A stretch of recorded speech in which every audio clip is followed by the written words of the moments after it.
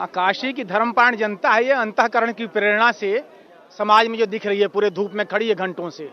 काशी की अंतःकरण की प्रेरणा से काशी की धर्मप्राण जनता कल इतना बड़ा रोड शो की, चारों तरफ एकदम भीड़ ही भीड़ आपको दिखाई दिया।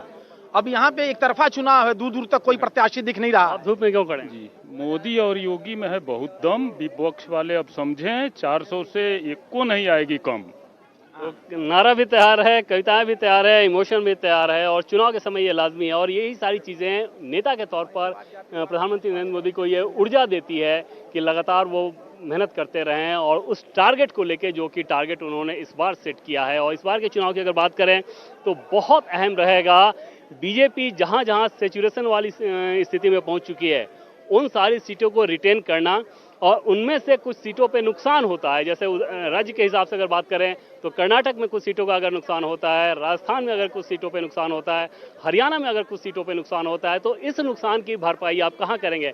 इसकी सबसे बड़ी भरपाई का जो स्पेस है वो उत्तर प्रदेश देता है। और वहां पर बीजेपी की पूरी कोशिश है, प्रधानमंत्री नरेंद्र मोदी की पूरी कोशिश है कि इस बार 4 जून को उत्तर प्रदेश का ईवीएम जो नतीजा दे, वो नतीजा 2014-2019 को काफी पीछे छोड़ता हुआ नतीजा है।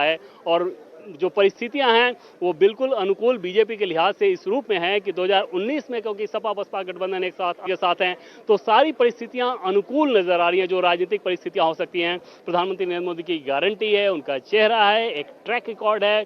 दुनिया में इतना ज्यादा नाम हुआ है जिसका असर गांव गांव तक पहुंचता है। जब गांव के लोग G20 की तस्वीरें देख रहे थे कि अमेरिका के राष्ट्रपति हों या फिर फ्रांस के राष्ट्रपति हों, ब्रिटेन के प्रधानमंत्री हों, किस गर्मजोशी के साथ प्रधानमंत्री मोदी से मिलते हैं, तो उसका असर दूर दराज के गांव में भी पहुंचता है। पहले के जमाने में, क्योंकि जब संचार क्रांति का दौर नहीं था, तो ये चीजें ग्राउंड तक नहीं पहुंचती थी, लेकिन प्रधानमंत्री नरेंद्र मोदी के दौर में ये चीजें बखूबी पहुंचती हैं और बीजेपी के कार्यकर्ता उसे पहुंचाते भी हैं। तो ये दोनों चीजें एक मजबूत शख्सियत के तौर पर बीजेपी संगठन को खड़ा करती है और उसका बड़ा फायदा उठाते हुए बीजेपी की कोशिश होगी कि उत्तर प्रदेश के चुनाव में इस बार सारे रिकॉर्ड को तोड़ते हुए भरपाई कर लें उन सीटों की। अगर कुछ कुछ सीटें कहीं दूसरे राज्यों से अगर हार भी रहे हो तो उस गैप को यहां से कर लें। दूसरा, उड़ीसा बंगाल राज्य तो है ही, तमिलनाडु, तेलंगाना, आंध्र प्रदेश, वहां से बढ़ोतरी की उम्मीद है ही। तो ये सारे नंबर्स को जोड़ते हुए बीजेपी ने अपने एम्बिशियस टारगेट को रखा है। और न सिर्फ एम्बिशियस टारगेट को रखा है बल्कि उसी हिसाब से मेहनत की जा रही है। और बीजेपी का हर एक नेता जिस शिद्दत के साथ मेहनत कर रहा है,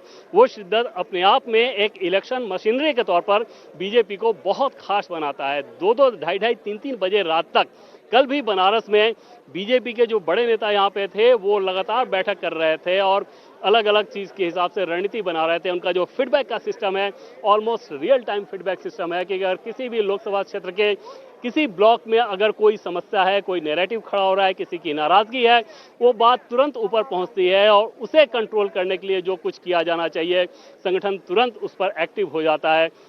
चाहे किसी की नाराजगी को मनाने का मसला हो या फिर किसी नैरेटिव को काउंटर करने का मसला हो, तो ये सारी चीजें बीजेपी के इलेक्शन मशीनरी में बहुत सारे रंग जोड़ देती हैं और वहां पर अपोजिशन उस शिद्दत के साथ नहीं लड़ पाता है। अपोजिशन जो नैरेटिव खड़ा करने की कोशिश करता है, जैसे एयरपोर्ट के मामले में ही आपने देखा कि किस प्रकार से राहुल गांधी ने एक वीडियो ट्वीट करके हवाई अड्डे को लेकर एक आरोप लगाया, तुरंत बीजेपी की मशीनरी सक्रिय हुई और बीजेपी की मशीनरी ने यह बताया कि कैसे चाहे दिल्ली का एयरपोर्ट हो या मुंबई का एयरपोर्ट हो, किस प्रकार से यूपीए के समय में क्या कुछ किया गया था। और दूसरी तरफ प्रधानमंत्री नरेंद्र मोदी के समय में देश में किस प्रकार से हवाई अड्डों का एक जाल सा बिछाया गया है।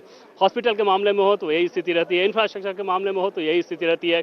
तो कुल मिलाकर अलग अलग रणनीति के तहत बीजेपी हर एक नैरेटिव को काउंटर करती है और अपने नैरेटिव को आगे बढ़ाती है। और उस नैरेटिव को आगे बढ़ाने में एक बहुत महत्वपूर्ण पहलू है सनातन धर्म। उस सनातन धर्म का बहुत महत्वपूर्ण प्रतीक चिन्ह है काशी कॉरिडोर की ही अगर बात कर लें तो बीजेपी उसे एक बड़ी उपलब्धि के तौर पे बताती है। और ये उपलब्धि इस रूप में है कि देश का हर एक नागरिक जब वो उस बात को जानता है, उस तस्वीरों को देखता है, तो अपने आप को उसी रूप में गौरवान्वित महसूस करता है, क्योंकि वो पहले से तुलना करता है कि पहले क्या स्थिति थी, अभी क्या स्थिति है। फिलहाल एनडीए लीडर्स के साथ प्रधानमंत्री नरेंद्र मोदी की एक अच्छी मुलाकात अंदर रही है।